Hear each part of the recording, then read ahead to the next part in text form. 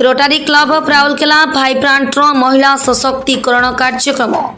रोटारी club of Rourkela भाईब्रांट तरफ sector 22 सोना पर्वत स्थित सरकारी उच्च विद्यालय किशोरी बालिका निमंते एक महिला सशक्तिकरण समानता स्वास्थ्य और स्वच्छता संपर्क सचेतनता कार्यक्रम कराଯାଇଥିଲା।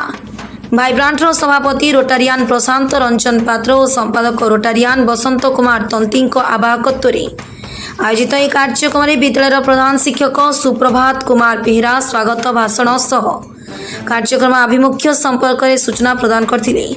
पर यह कार्यक्रम में वक्ताद्वय रोटारियान डॉक्टर मिनती पंडा एसओएस ग्रामर प्राक्तन प्रोजेक्ट निर्देशक विजयलक्ष्मी त्रिपाठी छात्री मानू कैशोर अवस्थार विभिन्न समस्या और पुओ झील मध्य समानता महिला सशक्तिकरण सर्वोपरि सुस्थ और स्वच्छता को गुरुत्वारोप करने सह निज उपरे आत्मविश्वास वृद्धि करने दिगरे वक्तव्य और प्रोत्साहित करथिले। एही अवसर में उपस्थित थिबा प्राय 150 रु ऊर्ध्व छात्री मध्य प्रश्न उत्तर कार्यक्रम कराई सठिक उत्तर देथिबा छात्री मानू पुरस्कृत कराଯାଇଥିଲା। प्रारंभ में सभापति रोटारियान श्री पात्र अतिथि मानक परिचय और रोटारी क्लब आभिमुख्य संपर्क वक्तव्य रखिथिबा बेले संपादक रोटारियान श्री तंती धन्यवाद अर्पण करथिले। एही अवसर में रोटारियान इंजीनियर अजित मोहन पूजारी छात्री मानक उत्साहित करने संगीत परिवेषण करथिले। यापर छात्री मानक मध्य बिस्कुट चॉकलेट सह सानिटरी नापकिन बंटन कराଯାଇଥିଲା। कार्यक्रम में रोटारियान डॉक्टर संजुक्ता पति रोटारियान अनिता नायक रोटारियान सविता महांती और विद्यालय समस्त शिक्षक शिक्षयित्री परिचालन सहयोग करथिले। कुंज बिहारी राउतों रिपोर्ट मसीहा न्यूज सर्विस। आपण मसीहा न्यूज रो यूट्यूब चैनल को सब्सक्राइब कलेनी कि जदि करनाहंती एबे करनियंतु।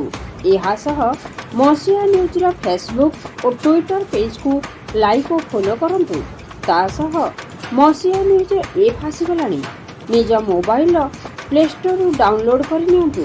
जय जगन्नाथ। मिनती पंडा एवं विजयलक्ष्मी त्रिपाठी महोदया एवं आमर सेक्रेटरी बसंत कुमार तंती महोदय एवं अन्य रोटारी मान भितर अजित मोहन पूजारी अच्छा डॉक्टर संयुक्त पति आम भाइस प्रेसिडेंट रोटारियान अनिता नायक एवं रोटारियान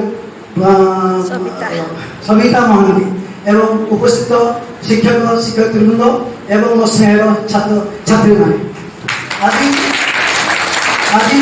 कम रही विभिन्न क्षेत्र में कौ जगह किए जड़े जड़े बहुत ऊपर को जाऊँचे किसी आमर भावार ना नो डाउट किंतु परसेंटेज हार जोटा कहुच्छे शतकड़ाटा आमर महिला मान क्षेत्र में कम रही।